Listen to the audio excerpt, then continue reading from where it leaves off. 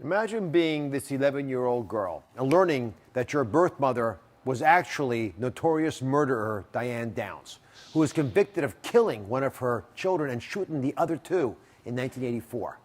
That 11-year-old girl is now a 36-year-old woman named Becky Babcock, and she's here today with the latest on her search for her biological father, plus the new bizarre letter Diane sent her from prison. May 19th, 1983, 11 p.m. Diane Downs' blood-splattered car speeds up to an emergency room entrance in Springfield, Oregon. Inside, medics find her 3 young children, all with life-threatening bullet wounds. Downs has been shot in her left forearm. The 27-year-old divorced postal worker claimed that a shaggy-haired stranger tried to carjack her on a dark country road, then opened fire on her before shooting her kids at close range,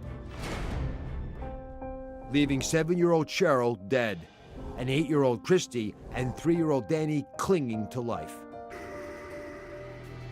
But Downs' carjacking tale would fall apart under scrutiny. 9 months later, when Downs was arrested and charged with murder, attempted murder, and criminal assault, she revealed another bombshell. She was pregnant. Many believe she conceived by seducing a man on her mail delivery route as a deliberate ploy to elicit sympathy during what would become a media circus of a trial. Before her sentencing, Downs gave birth to a baby girl who was adopted and grew up to be Becky Babcock. Just weeks ago, Diane Downs was denied parole for a 3rd time and will continue to serve her sentence of life plus 55 years behind bars. Our show crime correspondent Melissa Moore joins us now. She's also the host of the podcast Happy Face Presents Two-Face, which is uncovering new information about the Diane Downs case. Melissa, thanks for joining us. Diane Downs was recently denied parole, turned down for a 3rd time. Does Diane still maintain her innocence after all these years? Yeah, she believes that the bushy-haired stranger, or maybe she doesn't believe, but she's telling the same story, that the bushy-haired stranger is still out there and hasn't been caught. So Diane actually gave birth 5 times in her life. We know about her 3 kids who she targeted in her shooting, and we also know about her daughter Becky, who was born while she was in prison. But she's also a surrogate, which surprised me, for another woman in 1982. What have Diane's loved ones told you about these pregnancies? Yes, so being a surrogate for her was actually a cash opportunity. So she was earning about $10,000 each pregnancy. And so she did have one successful surrogacy. She actually, I should go backtrack and tell you that she got the idea from watching the Donahue show. There was a couple that was trying to conceive, and so she wrote into that doctor and started her own surrogacy procedures, and then had a successful one, had one that she called Jennifer, and this was in Kentucky. And then the second time she went to go have this pregnancy, a second surrogacy, I should say, it wasn't successful because they found out she had an STD. Oh. So, well, thanks to you, and you're using your podcast to do this, we're going to be helping Diane's youngest daughter, Becky, who was born in prison after the shooting. She wants to find out who her biological father is. So why is that important to you? Well, Dr. Oz, I've been really fortunate where I know who my mom is. I have the full backstory of I have the full backstory of my parents. So for Becky, she doesn't have that luxury. She only knows one half of her is related to this child killer. And then the other half is a mystery. It could be any man out there. And I wanted her to have the answers, especially since I watched a documentary where there was a true crime writer that actually knew the biological father and refused to give that information to her. Well, coming up, Diane Downs' biological daughter, Becky, is here, revealing the latest in her quest for answers and if she thinks her birth mother should ever be freed.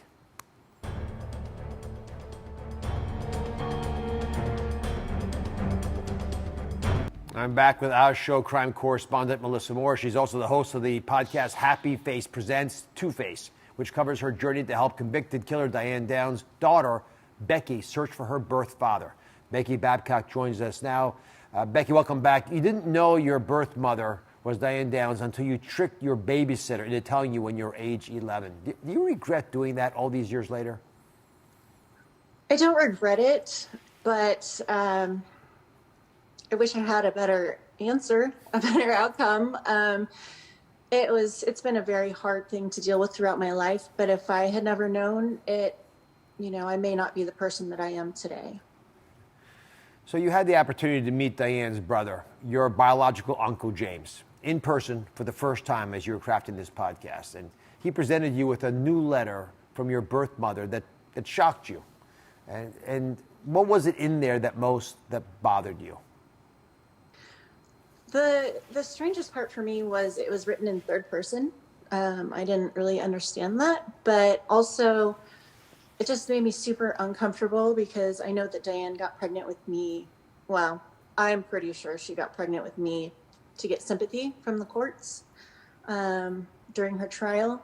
And, she said that she missed her kids, so she wanted to replace them, and she wanted company. And so I think that I was just a ploy for her. A pawn. So Yeah. James spent a significant part of the time you were together in your meeting trying to convince you that Diane Downs was innocent. And we have a clip from that moment. So I want everyone at home just listen to this for a sec. She didn't commit this crime, right? Whoever did this to her is still out there. And if you are her child, in her opinion, then you're in danger. So Diane and her brother James maintain she's innocent. Becky, what do you believe? I've never believed that she's innocent. And I don't think she's innocent. How do you respond to James's passionate plea that she is? James wanted me to be a warrior for his cause. He wanted to switch my story around and convince me that she's innocent so that I could use my influence in the media and this podcast that we're working on to advocate for her, to try and have the masses see that she's innocent. But I just can't do that because I just don't believe she is. Why does James think she's innocent, do you think? I would think any family member or brother or, father, her father thought she was innocent too. And James picked up the torch. James picked up the torch after Wesley died and is now fighting the cause for Diane. And I think that, Diane's always claimed that she's innocent, and her father and her brother, I'm sure, want to see the best of her. Well, innocent or not, do you think Diane Downs should ever be freed from prison? No, I don't. Diane has shown no remorse. She's never even admitted to what she's done. And therefore, there's been no justice. There's been no closure for the kids. It's just, I don't believe that she even feels sorry for it. I think that she now believes her own lies. She's been telling herself for so long that she's innocent. I think that she actually believes she's innocent, which has just got to be heartbreaking for all the people involved. You and Melissa are laser focused on finding the identity of your birth father. It's a journey that started when you appeared together on this show. I remember that moment vividly. Why is it so important to you? Finding my birth father is important just because I know my biological mother's half of the story. I know that part of me comes from a monster, and I am really hoping that the other part of me comes from a decent human being. Yeah. No, I get it. And Melissa went through this as well. I'm going to go to her in a second for the same reason, but you sort of want to figure out how much of who you are is your genes and how much is what you made with them. If your birth father is watching right now, and I think there's a good chance he might be, if he's witnessing this, what do you want him to know? I want him to know that I don't want anything from him. I can understand that it's really scary for me to be so public. I'm sure that being with Diane was a shameful thing that you may regret, but I am not her. I don't carry her baggage per se, and I don't want anything from you. I just want to know who you are and possibly have some sort of relationship not as a father-daughter. I have a father, and he's amazing. But just to get to know you. Have you done any of the genetic testing to see if you can identify who it might be? We have. Do you think you know who it is? We do. Yeah, we found him. All right. Well, if you know him, he hopefully knows you. Melissa, let me go to you for a second. Your father is a convicted serial killer. You've talked openly about this, as hard as it is. So you understand the highs and lows of a journey like this. What is your hope for Becky as the search continues? Well, I just wanted her to have peace, because not knowing this, it takes a lot of mental energy, and now knowing who her biological father at least answers the question for her. But even though it answers one question, it probably brings up a million more questions for her. Well, I'll tell you, this is a riveting story. You can follow the continued journey to find Becky's birth father on the podcast Happy Face presents Two Face.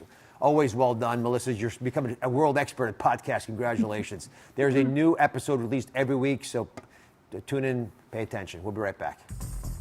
Be sure to subscribe to my channel so you don't miss anything. And remember to check back often to see what's new.